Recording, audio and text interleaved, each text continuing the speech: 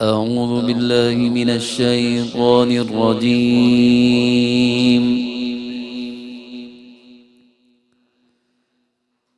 بسم الله الرحمن الرحيم.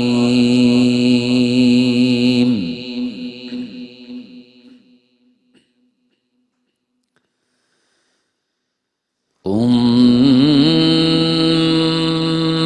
توليتم من بعد ذلك فلولا فضل الله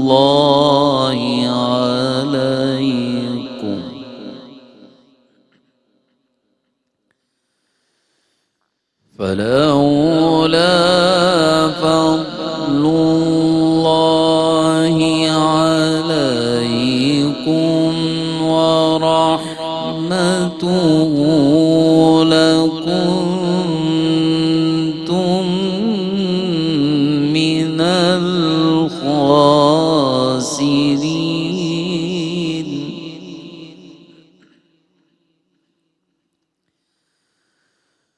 ورحمته لكنتم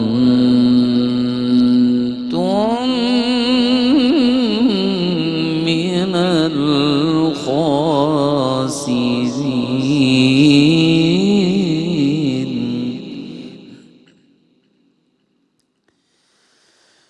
ولقد علمتم الذين اعتدوا منكم في السبت فقلنا لهم كونوا قردة خاسئين.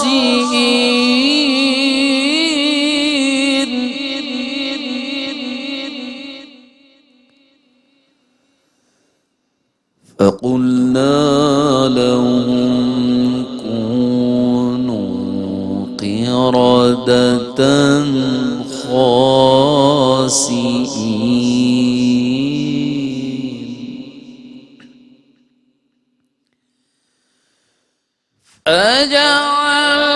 فجعلناها نكالا لما بين يديها وما خلفها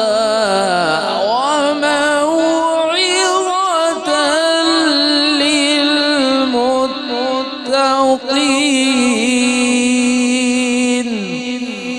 صدق الله العظيم.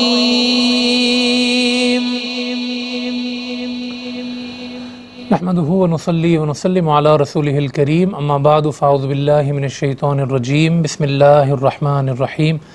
سامعین و حاضرین السلام علیکم ورحمۃ اللہ وبرکاتہ. تفسیر قرآن کے نئے پروگرام کے ساتھ ہم آپ کے سامنے موجود ہیں الحمدللہ.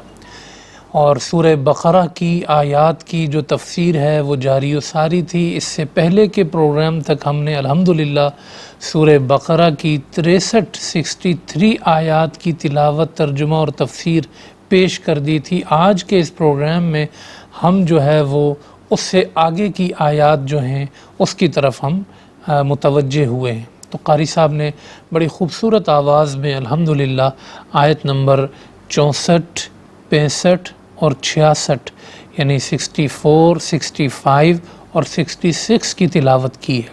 حسب معمول ہم اس کا پہلے ترجمہ کر لیتے ہیں، پھر اس کے بعد جو اس کی تفسیر ہے آیات کی ہم اس کی طرف متوجہ ہوں گے. اللہ پاک نے فرمایا کہ اس عہد کے بعد پھر تم نے اعراض کیا، سو اگر تم پر اللہ کا فضل اور اس کی رحمت نہ ہوتی تو تم ضرور نقصان اٹھانے والوں میں سے ہو جاتے. اور بے شک تم ان لوگوں کو جانتے ہو جنہوں نے تم میں سے ہفتے کے دن حد سے تجاوز کیا تھا، پس ہم نے ان سے کہا تم دھتکارے ہوئے بندر بن جاؤ. سو ہم نے اس واقعے کو اس زمانے کے لوگوں اور بعد کے لوگوں کے لیے عبرت بنا دیا اور پرہیزگاروں کے لیے نصیحت بنا دیا. حضرات محترم، آپ جانتے ہیں جو ہم اس بنی اسرائیل کے بیان میں ہم ان آیات کو پڑھ رہے ہیں اور کنٹینیو جو ہے بنی اسرائیل کا تذکرہ جاری و ساری ہے۔ اس سے پہلے کے پروگرام میں ہم نے ذکر کیا تھا کہ کس طرح جو پہاڑ طور ہے وہ جب اللہ نے ان کو کتاب عطا کی تو پہاڑ اٹھا کے ان کے سامنے رکھا، کہہ رہے تھے کہ ہم مانتے نہیں ہیں۔ پہاڑ ان کے سروں پہ رکھ کے کہا کہ مانو، کہ ہم اس کو مانیں گے۔ پھر ان کو منوایا اور پھر جو ہے وہ یہ آگے زندگی کی طرف بڑھے اور تورات پہ جو ہو سکا انہوں نے عمل کیا۔ تو اب اللہ پاک فرما رہا ہے کہ یہ اس کے بعد تم پھر گئے۔ یہ پھرنا جو ہے نا، یہ پھرکی کی طرح پھرنا، یہ ان کی زندگی کا حصہ تھا۔ یہ نعمت آئی پھر گئے، یہ نعمت آئی پھر یہ پھر گئے۔ اللہ فرماتا ہے اگر اللہ کا فضل نہ ہوتا اور اس کی رحمت نہ ہوتی تو تم خسارے والوں میں سے ہوتے۔ یعنی جتنا ٹائم تم خسارے کے بغیر چلے ہو، جتنا ٹائم تمہارا بہتری کا ہے اور جتنا ٹائم تمہارا اچھا ہے، اس میں تمہارا کچھ نہیں ہے۔ تم تو مانتے ہی نہیں تھے۔ اس کی وجہ یہ ہے کہ اللہ کا فضل تم پہ تھا، اللہ کی رحمت تم پر تھی۔ اور دیکھیں پہاڑ اٹھا کر ان کے اوپر رکھ دینا، اس کو بھی اللہ نے اپنا فضل فرمایا ہے اور اپنی رحمت فرمایا ہے۔ بچے کو جیسے کڑوی دوائی پلائی جاتی ہے نا، تو اسے کڑوی لگتی ہے مگر وہ ہوتی اس کے لیے رحمت ہے۔ یوں ہی ہم پر کوئی مشکل حکم آتا ہے، کہیں ہمیں جد و جہد میں ڈالا جاتا ہے، کہیں کافروں کے خلاف جہاد کا حکم دیا جاتا ہے، کہیں عملی طور پہ فجر کی نماز اٹھا کے پڑھائی جاتی ہے، کہیں ہمیں نظر کی حفاظت کا حکم دیا جاتا ہے، کہیں ہمیں جو ہے قلیل پر بھلے وہ قلیل ہو لیکن حلال ہو اس کا حکم دیا جاتا ہے، تو نفس پر یہ چیزیں بڑی شاق گزرتی ہیں، بڑی مشکل گزرتی ہیں۔ تو انسان سوچتا ہے کہ یار یہ میری زندگی کتنی مشکل ہو گئی۔ اللہ نے فرمایا یہ جو تم شریعت کے دائرے میں رہتے ہو، مشکلوں میں رہتے ہو، یہ مشقت تمہارے لیے تکلیف نہیں ہے، یہ اللہ کا فضل ہے اور اس کی رحمت ہے۔ اس مشقت اور تکلیف کی وجہ سے تمہیں کیا ملنا ہے؟ جنت میں ایک بالشت کی جگہ، ایک کوڑے کے برابر کی جگہ دنیا و ما فیہا سے بہتر ہے۔ وہاں جا کر جب اس کی خوشبوئیں اور اس کی نعمتیں انسان دیکھے گا تو اسے خیال آئے گا کہ دنیا کی مشقت تو کچھ بھی نہیں تھی، اور ہم نے تو ان مشقتوں کو بھی پس پش ڈال دیا، ہم تو اس کے لیے بھی تیار نہیں ہوئے۔ تو اللہ کہتا ہے یہ جو میں تمہیں حکم دیتا ہوں یا میں جو تمہیں کسی مشکل چیز کی طرف لاتا ہوں جو بظاہر تمہیں مشکل محسوس ہو رہی ہوتی ہے، یہ اللہ کا فضل ہوتا ہے، یہ اللہ کی رحمت ہوتی ہے۔ وہ جو شریعت کا دائرہ ہے، باؤنڈری ہے، اس کے اندر رہنا، وہ کسی قید اور جیل میں رہنا نہیں ہے، وہ خدا کا فضل اور رحمت ہے جو اللہ نے تمہیں عطا کر دیا۔ اگر اس دائرے میں، شریعت کے دائرے میں تم نہ ہوتے تو تم اور جانوروں میں فرق کیا تھا؟ وہ جانور کے جو آزاد ہیں ان کا مستقبل کچھ نہیں ہے، تو انسان ہے، تیرا مستقبل ہے۔ ہم نے تجھے اس دنیا کے لیے نہیں بنایا، یہ ساری دنیا تیرے لیے بنائی ہے۔ تو اپنے معیار کو سمجھ، اپنے مستقبل کو دیکھ، اپنی آخرت کو دیکھ، اپنی فکر کر۔ یہ جو اللہ نے تجھ پہ پابندیاں لگائی ہیں، یہ جو اس سے پہلے کی امتوں پر تکلیفیں، مشکلیں آئیں، اللہ اس کو کہہ رہا ہے کہ اللہ کا فضل اور رحمت نہ ہوتی تو تم خسارے والوں میں سے ہو جاتے۔ پھر آیت نمبر 65 میں فرمایا کہ تم جانتے ہو کہ جو تم نے حد سے تجاوز کیا ہفتے والے دن، اور علم تم کا لفظ آیا یہاں پر خالی وعظ کا پیٹرن نہیں ہے کہ یاد کرو، علم تم کا پیٹرن ہے۔ علم تم کا معنی ہے تم جانتے ہو، یعنی یہ واقعہ تو یہود کا بچہ جانتا ہے کہ ہم نے کیا گڑبڑ کی تھی ہمارے بڑوں نے اور کیا اس کا خطرناک نتیجہ نکلا تھا، یہ سب جانتے ہیں اور سب اس حقیقت سے واقف ہیں۔ یہ ایلا شہر تھا جو مدینے اور شام کے درمیان، ایلا شہر، یہ حضرت داؤد علیہ السلام کے ماننے والے تھے اور یہاں دریا کنارے یہ آباد تھے۔ اب ان کے لیے ہفتے کا دن مقرر کیا گیا تھا کہ جس میں یہ کوئی کاروبار نہیں کریں گے اور جس میں یہ کوئی جو ہے وہ شکار نہیں کریں گے، یہ سب پابندیاں تھیں ان پر۔ مسلمانوں کے لیے جمعے کا دن ہے، یہودیوں کے لیے ہفتے کا دن ہے، اور عیسائیوں کے لیے اتوار کا دن ہے۔ مسلمانوں کے لیے صرف اتنا ٹائم ہے کہ جتنی دیر وہ جمعے کی نماز پڑھ رہے ہیں تو کاروبار کو منع کیا گیا، لیکن ان کے لیے حکم تھا کہ ہفتے کا جو دن ہے پورا آپ نے اس میں کاروبار شکار نہیں کرنا ہے۔ اور اسی دن جو ہے وہ دریا میں مچھلیاں زیادہ آتی تھی، تو یہ کہتے تھے یار آج تو مچھلیاں زیادہ ہیں۔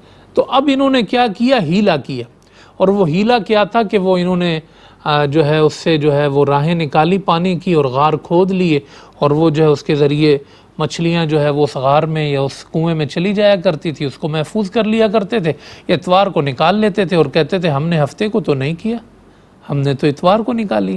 تو ہیلا کرتے تھے۔ اس سے یہ بھی پتہ چلا کہ اللہ کے حکم کو ٹالنے کے لیے جو ہیلے کیے جاتے ہیں نا وہ حرام ہیں۔